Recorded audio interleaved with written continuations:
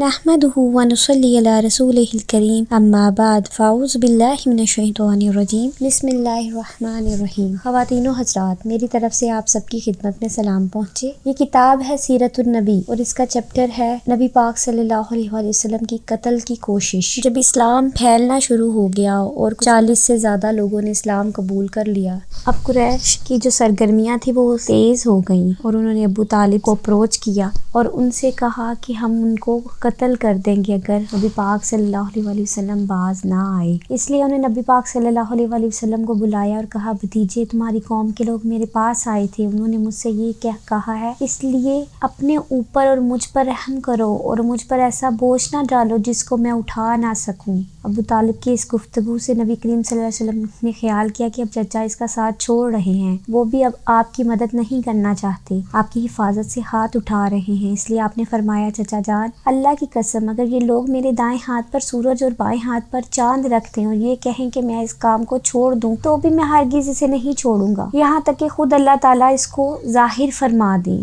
ये कहते हुए आपकी आवाज़ भर आई, आपकी आंखों में आंसू आ गए, फिर आप उठकर जाने लगे। लेकिन इसी वक्त अबू तालिब ने आपको पुकारा, भतीजे इधर आओ। आप इनकी तरफ मुड़े तो उन्होंने कहा, जाओ भतीजे, जो दिल चाहे कहो, अल्लाह की कसम मैं तुम्हें किसी हाल में नहीं छोड़ूंगा। जब कुरैश को अंदाजा हो गया कि अबू तालिब आपका साथ छोड़ने पर तैयार नहीं, तो वो अम्मारा बिन वलीद को साथ लेकर अबू तालिब के पास आए और बोले, अबू तालिब, ये अम्मारा बिन वलीद है, कुरैश का सबसे ज्यादा बहादुर, ताकतवर और सबसे ज्यादा हसीन नौजवान है। तुम इसे लेकर अपना बेटा बना लो और इसके बदले में अपने भतीजे को हमारे हवाले कर दो, इसलिए कि वो तुम्हारे और तुम्हारे बाप दादा के दीन के खिलाफ जा रहा है। इसने तुम्हारी कौम में फूट डाल दी है और इनकी अक्लें खराब कर दी हैं। तुम इसे हमारे हवाले कर दो ताकि हम इसे कत्ल कर दें। इंसान के बदले में हम तुम्हें इंसान दे रहे हैं। कुरैश की ये बेहुदा तजवीज़ सुनकर अबू तालिब ने कहा, अल्लाह की कसम ये हरगिज नहीं हो सकता। क्या तुम ये समझते हो कि कोई ऊँटनी अपने बच्चे को छोड़कर किसी दूसरे बच्चे की आरज़ूमंद हो सकती है? इनका जवाब सुनकर मुताम बिन अद्दी ने कहा, अबू तालिब, तुम्हारी कौम ने तुम्हारे साथ इंसाफ का मामला किया है और जो बात तुम्हें नापसंद है इसे छुटकारे के लिए कोशिश की है। अब मैं तुम्हें समझता हूँ कि तुम इसके बाद कोई और पेशकश कबूल करोगे। जवाब में अबू तालिब बोले, अल्लाह की कसम उन्होंने मेरे साथ इंसाफ नहीं किया, बल्कि तुम सब ने मिलकर मुझे रिस्वा किया है। इसलिए अब जो तुम्हारे दिल में आए कर लो। बाद में ये शख्स यानी अम्मारा बिन वलीद हबशा में कुफर की हालत में मरा। अगर जब अबू तालिब ने कुरैश की ये पेशकश भी ठुकरा दी तो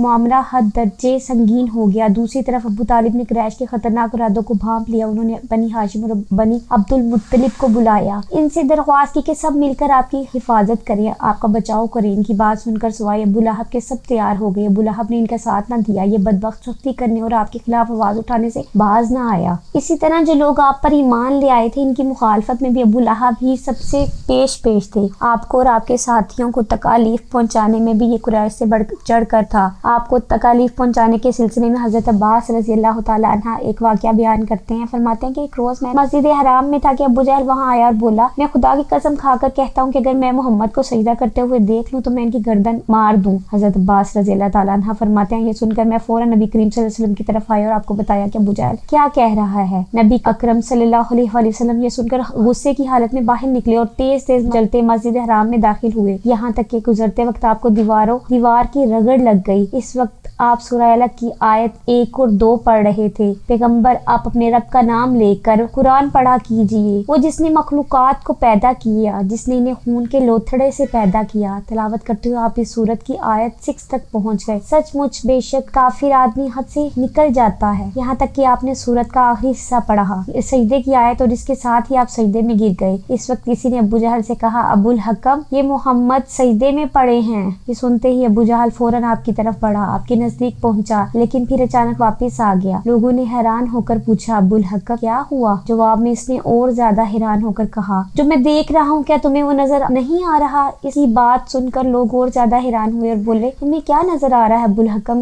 इस पर अबू जहल ने कहा, मुझे अपने और इनके दरमियान आग की खंदक नजर आ रही है। इस तरह एक दिन अबू जहल ने कहा, ए गरोहे कुरैश, जैसा कि तुम देख रहे हो मोहम्मद तुम्हारे दीन में ऐब डाल रहा है, तुम्हारे माबूदों को बुरा कह रहा है, तुम्हारी अक्लों को खराब बता रहा है और तुम्हारे बाप दादाओं को गालियां दे रहा है। इसलिए मैं खुदा کے سامنے عہد کرتا ہوں کہ میں کل محمد کے لیے اتنا بڑا پتھر لے کر بیٹھوں گا جس کا بوجھ وہ برداشت نہیں کر سکیں گے. جو ہی وہ سجدے میں جائیں گے میں وہ پتھر اس کے سر پر دے ماروں گا. اس کے بعد تم لوگوں کو اختیار ہے، چاہو تو اس معاملے میں میری مدد کرنا اور مجھے پناہ دینا، چاہو تو مجھے دشمنوں کے حوالے کر دینا. پھر بنی عبد المناف میرا جو بھی حشر کریں گے. یہ سن کر قریش نے کہا اللہ کی قسم ہم تمہیں کسی قیمت پر دغا نہیں دیں گے، اس لیے جو تم کرنا چاہتے ہو اطمینان سے کرو. دوسرے دن ابو جہل نے اپنے پروگرام کے مطابق ایک بہت بھاری پتھر اٹھا لایا اور لگا نبی اکرم صلی اللہ علیہ وآلہ وسلم کا انتظار کرنے. ادھر نبی اکرم صلی اللہ علیہ وسلم بھی عادت کے مطابق صبح کی نماز کے بعد وہاں تشریف لے آئے. اس وقت آپ کا قبلہ بیت المقدس کی طرف تھا. آپ نماز کے لیے رکن یمانی اور حجر اسود کے درمیان کھڑے ہوا کرتے تھے. کعبے کو اپنے اور بیت المقدس کے درمیان کر لیا کرتے تھے. آپ نے آتے ہی نماز کی نیت باندھ لی. ادھر قریش کے لوگ اپنے اپنے گھروں میں بیٹھے انتظار کر رہے تھے کہ دیکھیے آج کیا ہوتا ہے، ابو جہل اپنے پروگرام میں کامیاب ہوتا ہے یا نہیں. پھر جو ہی آپ سجدے میں گئے ابو جہل نے پتھر اٹھایا اور آپ کی طرف بڑھا. جیسے ہی وہ آپ کے نزدیک ہوا ایک دم اس پر لرزہ طاری ہو گیا، چہرے کا رنگ اڑ گیا. گھبراہٹ کے عالم میں وہاں سے پیچھے ہٹایا. ادھر پتھر پر اس کے ہاتھ اس طرح جم گئے کہ اس نے چاہا ہاتھ اس پر سے ہٹا لے لیکن ہٹا نہ سکا. قریش کے لوگ فوراً اس کے گرد جمع ہو گئے اور بولے ابو الحکم کیا ہوا؟ اس نے جواب دیا میں نے رات کو تم سے جو کہا تھا اس کو پورا کرنے کے لیے میں محمد کی طرف بڑھا، مگر جیسے ہی ان کے قریب پہنچا ایک جوان اونٹ میرے راستے میں آ گیا. میں نے اس جیسا زبردست اونٹ آج تک نہیں دیکھا. وہ ایک دم میری طرف بڑھا جیسے مجھے کھا لے گا. جب اس واقعے کا ذکر نبی کریم صلی اللہ علیہ وآلہ وسلم سے کیا گیا تو آپ نے فرمایا وہ جبرائیل تھے علیہ السلام، اگر وہ میرے نزدیک آتا تو وہ ضرور اسے پکڑ لیتے. اسی کے ساتھ میں اجازت چاہتی ہوں. اللہ حافظ.